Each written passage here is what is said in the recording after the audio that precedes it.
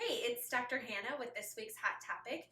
Today I'm going to talk to you briefly about the difference between joint mobilization and manipulation and an adjustment. So joint mobilization is usually small passive movements, usually applied in a series of gentle direction.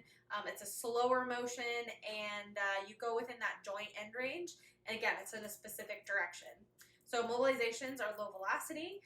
It can be performed on any part of the body that has a joint, and it's super helpful when your joints are super stiff, especially with arthritic pain. And the main focus of joint mobilization is to restore the whole full range of the joint. So this is typically what a physical therapist does. And I know some people will say, oh, my physical therapist has adjusted me before. It's not the same. They're doing joint mobilization. Now with joint manipulation, it usually involves a quick but small thrust to a joint to provide immediate pain relief and improve mobility. So the lack of specificity is called a manipulation. So this is what an osteopath would do. So again, we've heard the same thing. Oh, well, my osteopath has adjusted me before.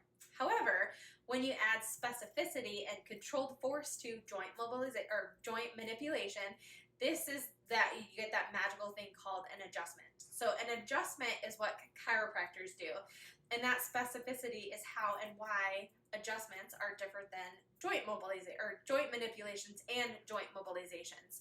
So with both joint manipulation and an adjustment, the patient has no control over the joint during the motion, whereas joint mobilization, you do. It's a passive range, or it's an active range of motion. So this is typically why when we're adjusting you, we ask you to breathe and relax.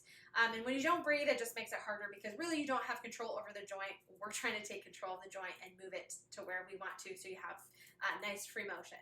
So as most of you have experienced, it's usually accompanied by a pop or a click, which is the result of the release of pressure in the joint, similar to cracking your knuckles, again, which I said you shouldn't do before. I've done another video on it, and if you haven't checked it out, you totally should. But your adjustment doesn't have to have a noise to it. So that's also a misconception. Some people say, oh, well, I didn't hear anything, so nothing happened. No, that's not the case. It just maybe necessarily didn't make a sound.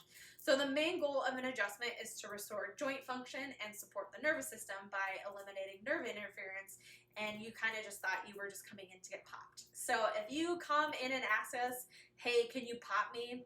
We're not going to do that. The correct term is called an adjustment. So just to recap, specificity for joint manipulation is what's called an adjustment, and that's what a chiropractor does. So a physical therapist will do joint mobilization. It's to restore joint function. An osteopath will do joint manipulation, which again is just more of a gross movement. It's a force that's like what a chiropractor does, but when a chiropractor adds specificity and a controlled force, that is what's called an adjustment.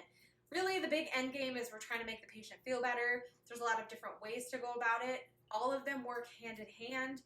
You shouldn't just say, oh no, I'm going to a physical therapist, so I don't need chiropractic. Or if going to chiropractor, I shouldn't go to a physical therapist. That's not the case. They work wonderful together. You throw out massage therapy. It works amazing. So that's basically the difference in a nutshell. There's so many more things that go along with it, but that's kind of it. Like I said, a brief description between joint manipulation, joint mobilization, and an adjustment. So that is all I have for you guys this week. We'll see you guys next time.